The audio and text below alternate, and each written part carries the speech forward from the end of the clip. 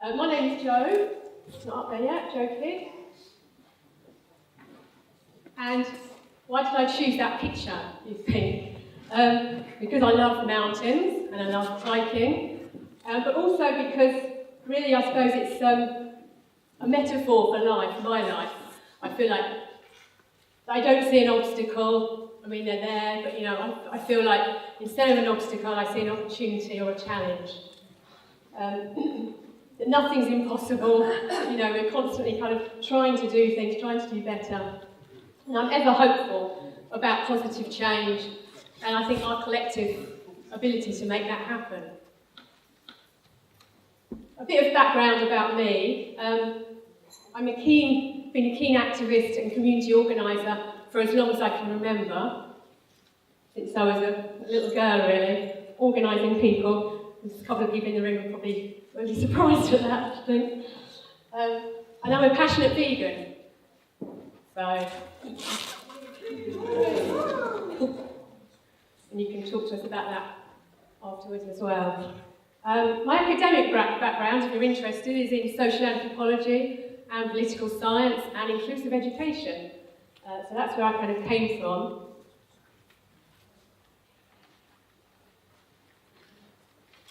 Make sure that's right.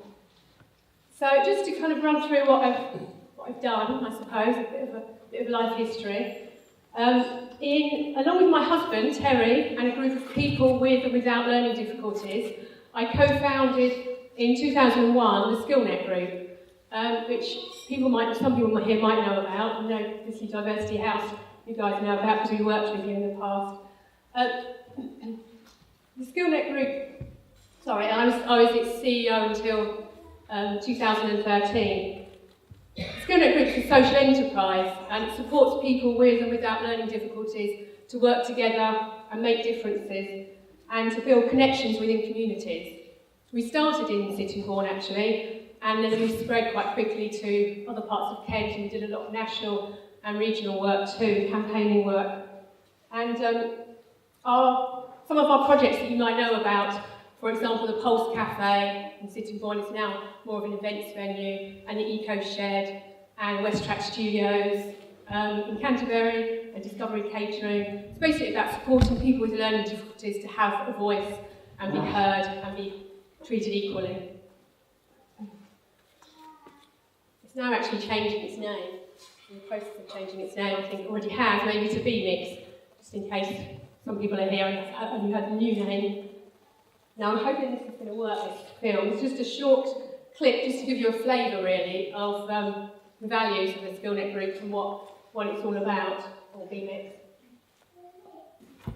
So, just carrying on with what I've done, really, in 2010, my husband and I, we quite... No, I wasn't going to mention the Queen. My husband and I founded a social and environmental enterprise called Abbott's Mill Project, which is based in Canterbury. And the aim of the Abbott's Mill Project is to provide an example of best environmental and ethical practice in the city. If people know where the Miller's Arms pub is in Canterbury, I don't know if anyone knows Canterbury, but there was a mill there until the 30s and it burnt down. And we want to, in that mill race, we want to reinstate a water wheel to generate electricity and educate people about renewable energy and microgeneration. And then to build an education centre on the opposite piece of land. We've managed to secure some land there to educate people about sustainable and compassionate living and how to live in harmony with each other and our natural environment and other animals.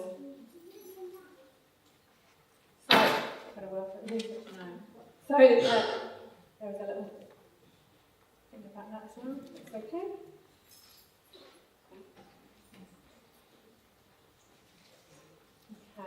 I also set up Canterbury Vegans and Kent Vegan Parenting, and I founded and run, along with a wonderful team, the Kent Vegan Festival. And we're just in the process of launching a monthly vegan market as well in Canterbury, which will be held on the first Sunday of every month, starting on the 1st of July. We've got a wonderful film, which you won't see, of Kent Vegan Festival this year, which is the 12th of May, But perhaps we'll put it on the stall and put it on loop so you can come and have a look afterwards. Okay, so generally I suppose I campaign for fairer, more compassionate and sustainable communities. I also am a freelance consultant, mainly in the areas of social justice, equality and sustainability. I write regular articles on environmental issues and animal rights and social justice, and I'm just about to launch my blog. I'm a fellow of the Centre for Welfare Reform. I'm on the editorial board of the Tizard Learning Disability Review. Sorry, this sounds a bit like a CV, but I thought people wanted to know this stuff. So, I'm on the board of the Centre for Inclusive Futures, and also some other local boards as well, environmental organisations and charities. I've been involved, I think somebody earlier mentioned politics, so I have been involved in local politics through standing for local elections for the Green Party twice. And also my family and I...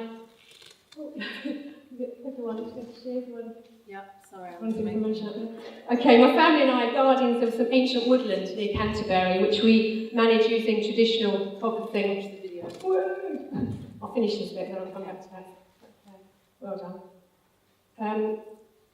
And we've also developed a sustainable hub in Canterbury for start-up businesses and small non-profits called Roper Yard.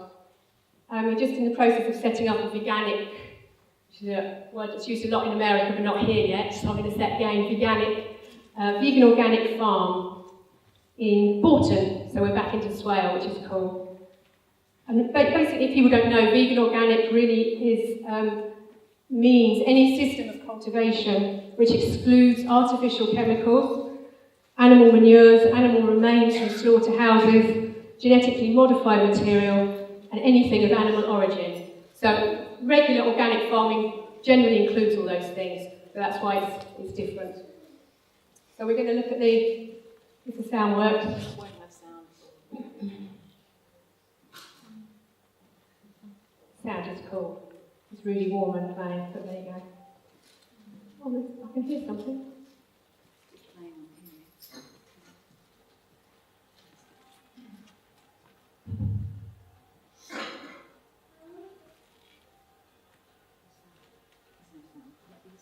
No, it's fine.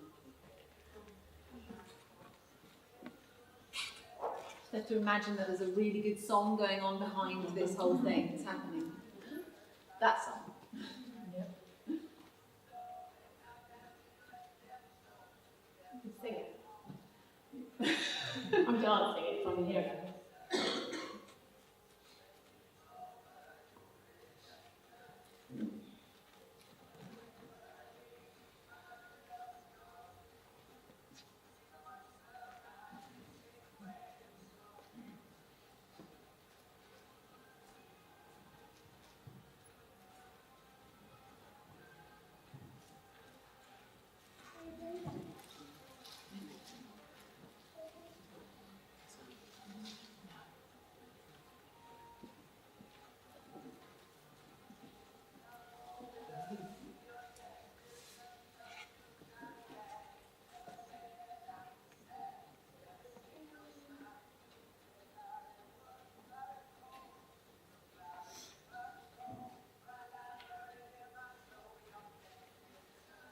Sorry, Jo, can you just remind us?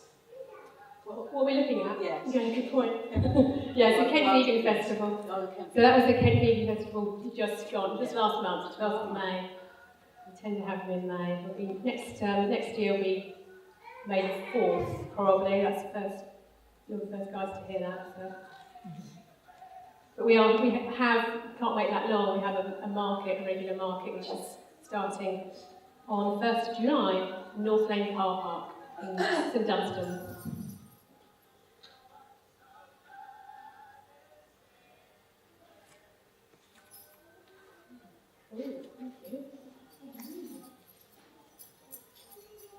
The other films don't use sound so much.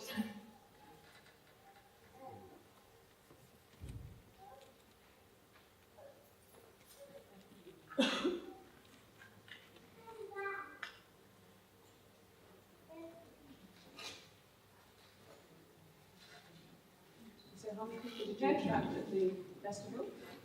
This year, it's gone up every year. It's gone up quite a large percent. We started 4 years ago, so it's our fourth one this year. And we had 2,500 people come. So it's veganism is surging, if you haven't noticed already. It's gone up. I reckon it's about 7% of the population now.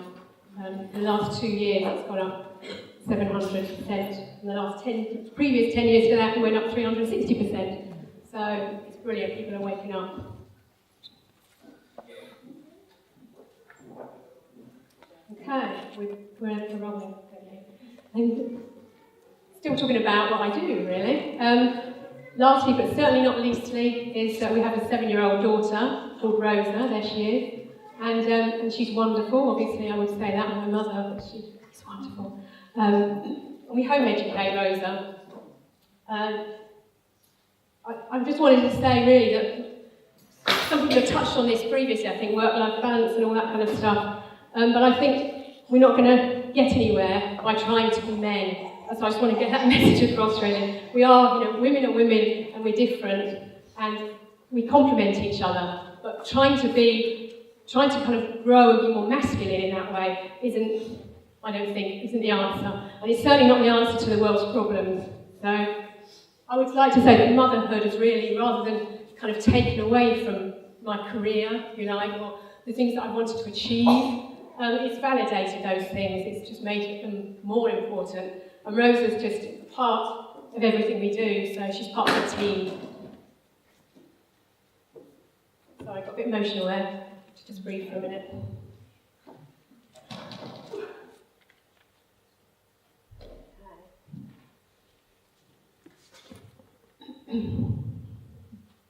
So I think putting this presentation together has been a really useful thing to do for me. It's kind of pulling together, just thinking about what drives me and what my values are, and I've called them way markers because I love walking and hiking, so they just came naturally.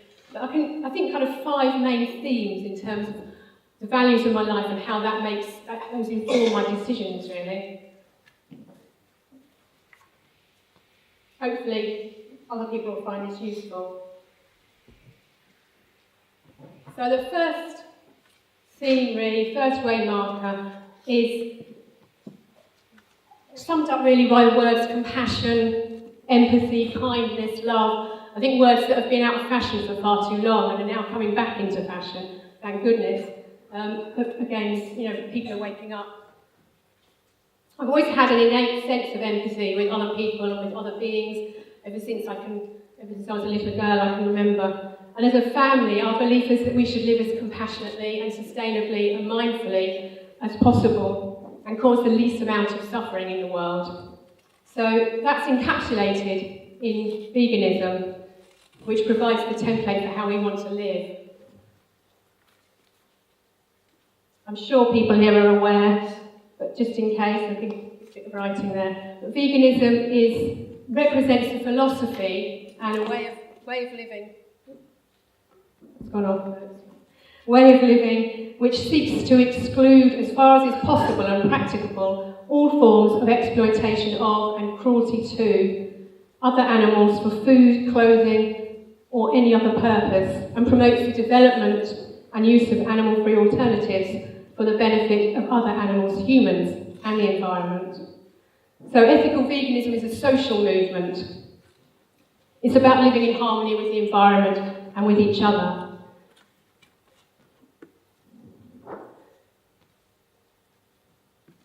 And again, we've touched on this, and this is what today's all about, basically diversity, intersectionality. It's a big, unattractive word really, but it's a great message. Ethical vegans believe that there needs to be an intersectional approach towards veganism, and in fact that's at the heart of the movement.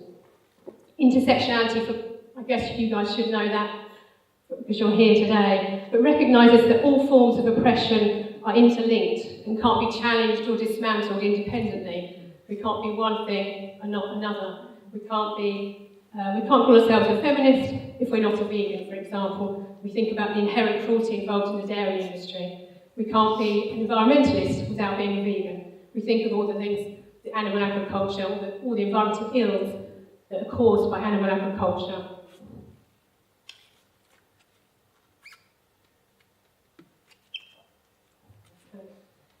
So, as ethical vegans, we don't support oppression or domination or exploitation or discrimination of any type towards anyone. And that includes all those isms: racism, sexism, classism, ableism, biphobia, homophobia, transphobia, belief-based bigotry, and speciesism. Say that again, because it went quiet. Speciesism, which is something that, again, people aren't hearing enough, but you will do more and more over the next decade.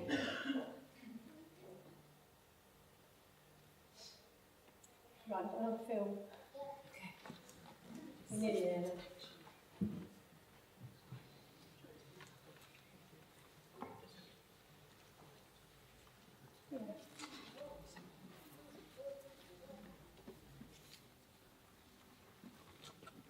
Just another short film. I think that this hopefully brings those ideas to life a bit.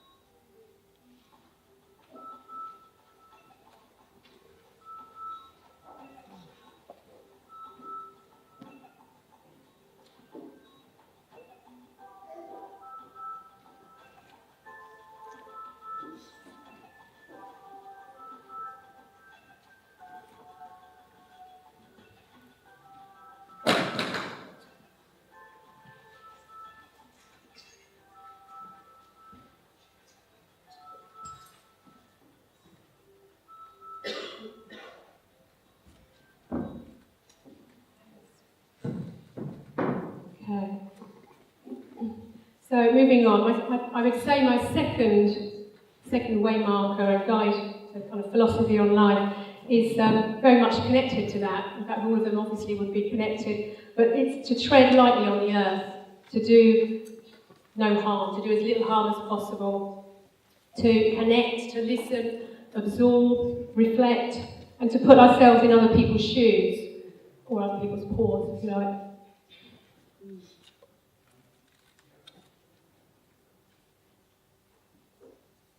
Another film. Keep Victoria on her toes.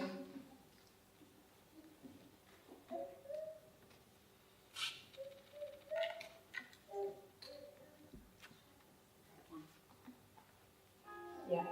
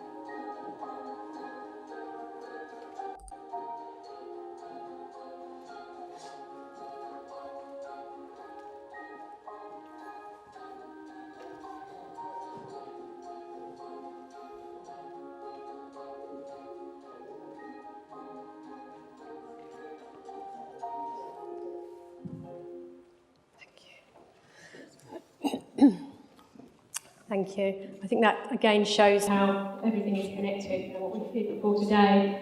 The fact that we can't address one issue, one system of oppression without looking at the whole of the bigger picture. Which moves me on to my third way marker in life.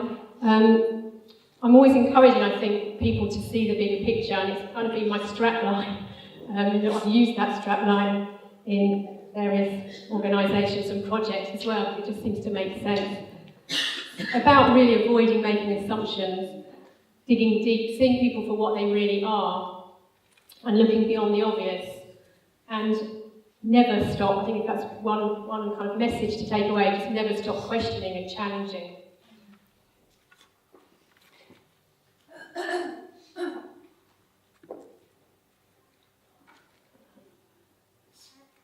Nearly there.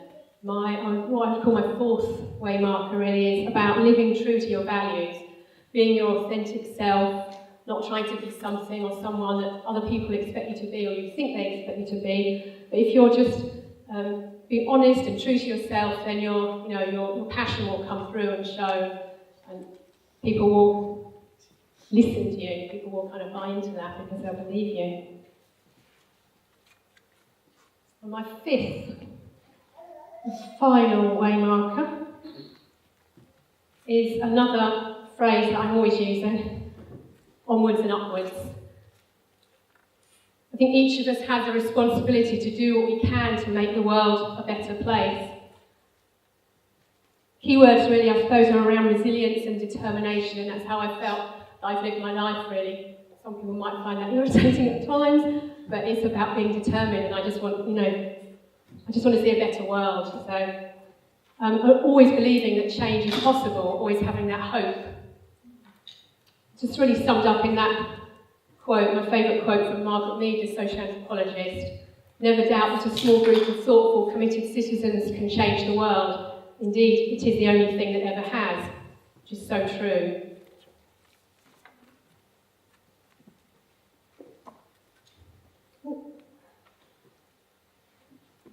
Lots of useful links there, but I'll put that back on that in a minute. Thank you.